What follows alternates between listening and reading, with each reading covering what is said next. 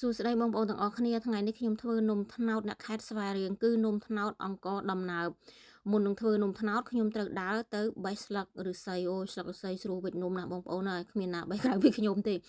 ហើយត្នោតទុំម្ដាយខ្ញុំគាត់ផ្ញើពីស្រុកខ្មែរមកខ្ញុំត្រាំកត្នោតមកកំប៉ុងលាងឲ្យស្អាតហើយដូងកោសខ្លះទៅ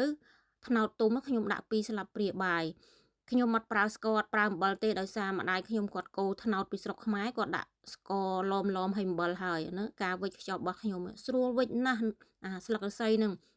កុំវិចធំពេកមកល្មមតូចបានហើយស្ងោរឆាប់ឆ្អិន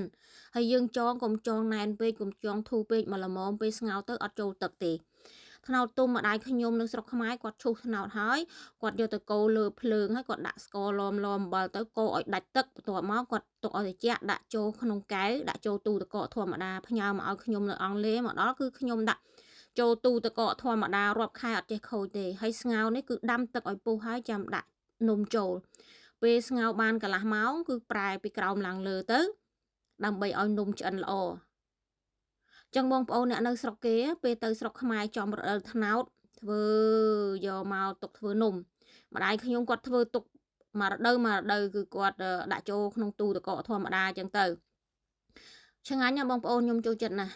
ចឹងថ្ងៃនេះមានតែប៉ុណ្្នឹងទេបងប្អូនទាំងអស់គ្នាសូមជម្រាបលាសុខសប្បាយទាំងអស់គ្នា